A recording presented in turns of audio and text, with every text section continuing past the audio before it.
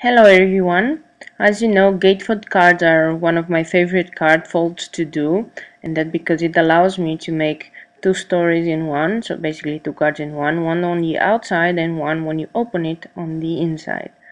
And this time I had decided to make a gatefold card for Halloween. So let's get started. To basically do your gatefold card, you have to score on both sides at 2 and 75 inch. So I have a 11 inch by 4 and a quarter cardstock, and I scored on each side at 2 inch and 75.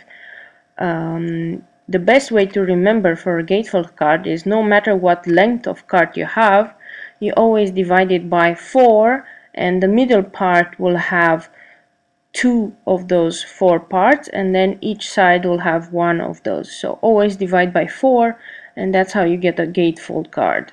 And now I'm actually cutting all the elements that I'm going to need. So I'm going to need 2 panels for the outside part, which is gonna be 2.5 by 4 inches tall. 2 panels for the inside of the card, which are going to be 2.5 by 4 inch tall again, so a quarter of an inch smaller than the outside, so I have a nice line. And now I'm preparing the outside panels, which are actually from this nice orange, and I'm going to die cut them, not die cut them, but pass them with an embossing folder. I have this spiderweb embossing folder I bought on Marktplaats. Marktplaats is a kind of a sort of eBay in the Netherlands. And I have 2 really nice spiderweb embossed front cards. And to make them really more stand up, I'm taking my Delicata ink, which is a really nice golden ink, and I'm just swiping the pad on top of it on the part of the cardstock that is raised, and that will make that one more darker and have more shine. Now I have this tray here in which I have all my Halloween stuff that I die cut with my silhouette. I always keep it on the table so I can take all the elements when I need them. And I know that I die cut quite a lot of these potion bottles with my silhouette. I usually die cut like an A4 cardstock, white cardstock, and so I have enough to play around with. And I'm going to color those ones in, and basically the card is going to be like a potion bottle closet. So when you open it, you can have all kind of potions there, and it's going to be really nice. And what I'm doing now is for the inside panels, I'm using a sponge dabber and a little bit of distress ink to make it kind of more distressed and old looking, because this is like a potion bottles, probably from Wizard, and he's probably old, so that's why I'm distressing a bit. Now I have these strips of paper that I cut about half an inch, and I'm cutting some notches in the paper just to make it look like real wood. And these are actually, the paper has a wood grain on it, and it's from Lanfon, from Into the Woods, that wood grain pattern paper. And if I cut these notches with my scissors, that looks a bit like the shelves of the closet.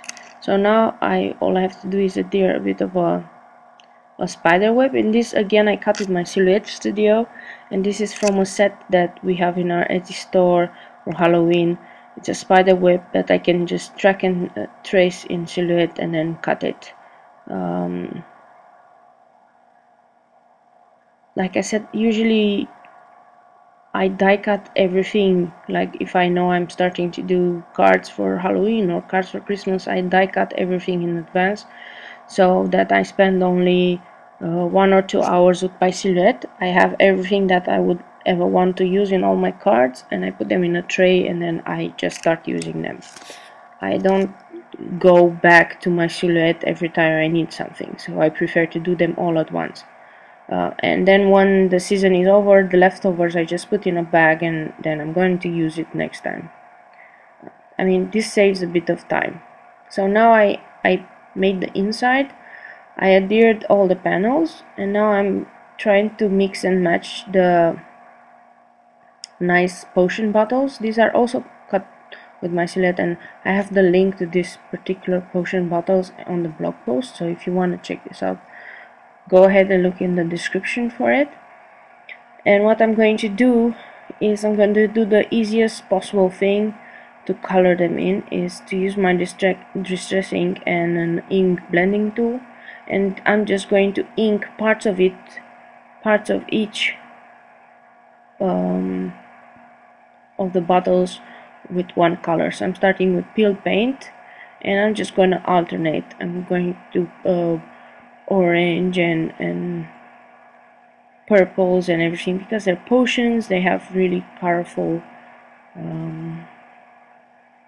colors and everything, so they're gonna look really nice. You don't have to be very precise, it can be very messy, because potions are messy, I'm thinking. I'm not really a wizard, but who knows. So I really like this technique in which you apply just in some corners ink, and then you blend everything with the other ink. That gives really nice coloring to all the potions. So I keep doing that, and then I also die cut some really small labels for my potions. Like initially the labels cut were really big, but because I cut such small bottles, I needed to size them in, and I made them really small, but they have really a nice shape. So I'm just trying to figure out in which direction all of these are going to be, and then I'm going to color them in very, how do you say, very pale. So I'm just going to use my blending tools, but I'm not really going to put any more color on the blending tools. I'm going to use any color that is left over on them. So I'm taking all the colors of blending tools that I have, and then I'm going to go with the micron pen, and I'm going to draw a small border all around, just to make them stand out a bit.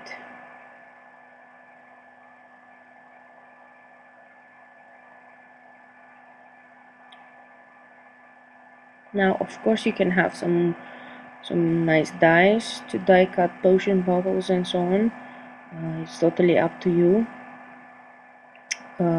But I prefer to use my silhouette for this, because then I can have so many possible designs for potion bottles and at a very cheaper price. So I like my silhouette for that. I actually stamped a small spider on top of each of those labels, because they're too small to actually type anything inside, but the spider was looking really cool and kind of Halloween creepy way. So how this card is going to look, actually on the inside there are going to be all these potions on the shelves, and then probably I'm going to embellish it a bit more, and that's going to be it for the inside. I'm trying to mix and match the potions so that no two potions that are looking the same are next to each other, because then that would look a bit strange. And now I noticed that I was missing some spots with some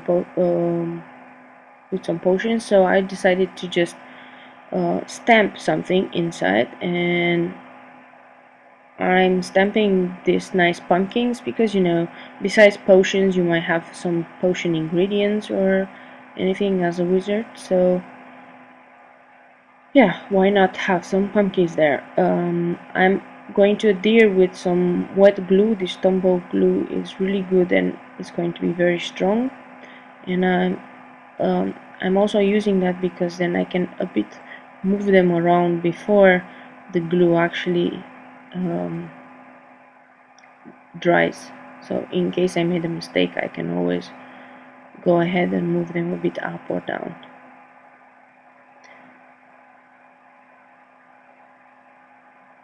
Now again I noticed a small part where I had an opening there, so I stamped some really nice bats there. They're from a Hero Art set, so I'm gonna link to that also. Now all I need to do is create the story on the outside. So I'm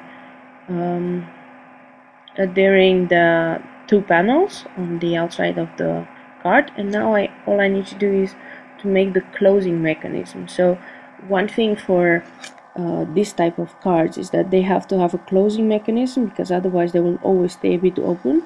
And the way I do it is either